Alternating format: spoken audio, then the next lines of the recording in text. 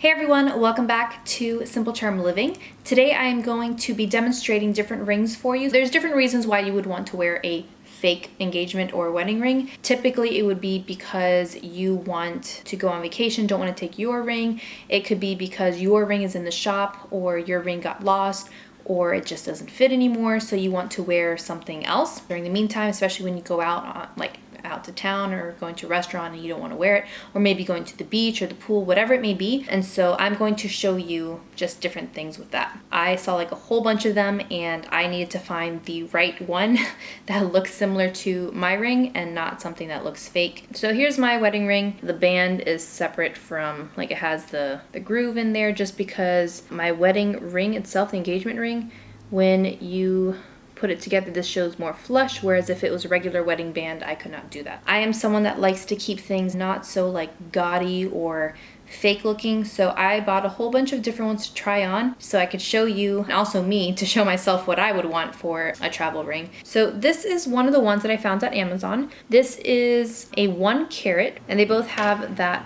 pave side, and then this is the setting of it. So it looks very nice. The only problem with this one is it's kind of similar to my engagement ring in the sense that there's this extra bit here so that whenever you do put on, let's say, a band, it does not fit well. It gives you that separation.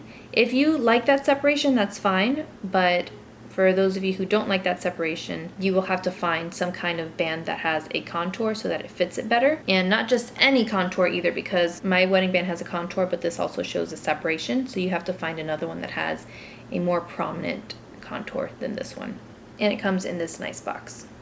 The next ring is this one, which again is like a 1 carat, and on the sides it has the pave halfway through. And for this one, you can add a band nicely, and it fits flush, so it fits very well.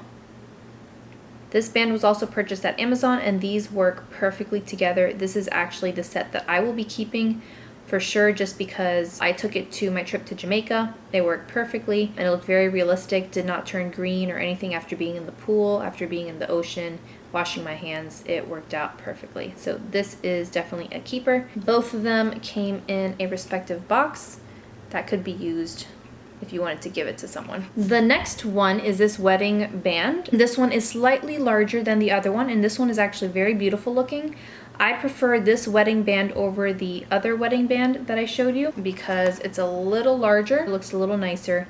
Problem is, it does not go with the ring that I liked, because slightly too large. It would be okay maybe, but I just personally like things matching, so this does not work for me. And it's not as flush. As you can see, there's a little separation there in between the two rings, which I am not a fan of. I'm very picky when it comes to choosing rings. The next ring is this one that is a halo as well, but it comes with 2 bands. So it is a 3-ring stack. It looks very nice having the 3 together if you prefer to have 3 bands like so. That's what the side looks like. That's what the setting looks like. The next one is a rose gold ring that's also a halo, and it has kind of like a double side like this. This looks very pretty as well. And it also has these little gems here as well that are like the white cubic zirconia or the clear zirconia. I also have the white gold version of it, so you can see it side by side.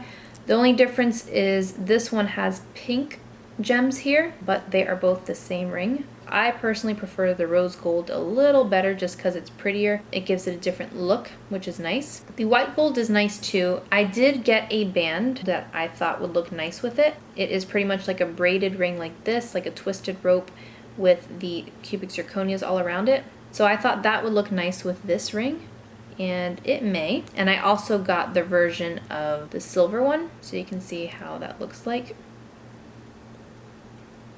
And I don't know if you can tell here, there are some dark points, like where the, I don't know if you can see that, they just look kind of like there's some dark points there. Rose gold one does not do that. I thought this looked nice on the pictures, but to me it looks a little huge. It rises too high in my opinion, so if you like something like this, that's fine. I thought this was cool because it has one blue gem here and one on the opposite side. There's the side of it. It's really pretty. It does look very nice. The band is kind of contoured as well, and on the sides it has a weird kind of shape like that, just so that it can fit this engagement ring. We have this oval halo with 3 ring bands as well. This is it like this. So you can see the dainty bands there. Looks very pretty. The next ring we have is this princess cut, which means it's going to be square like so. The band is your standard diamond pave band. The band doesn't really necessarily match. It's not flush with it, as you can see. I mean, it's still pretty, but it's not necessarily flush.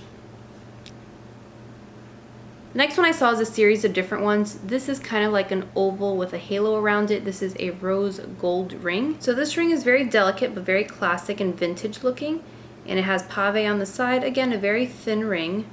I also got it to accompany this band, which is super thin as well. I thought it would work nicely together, but when you work it together, here's what it would look like together, which is very pretty, very nice.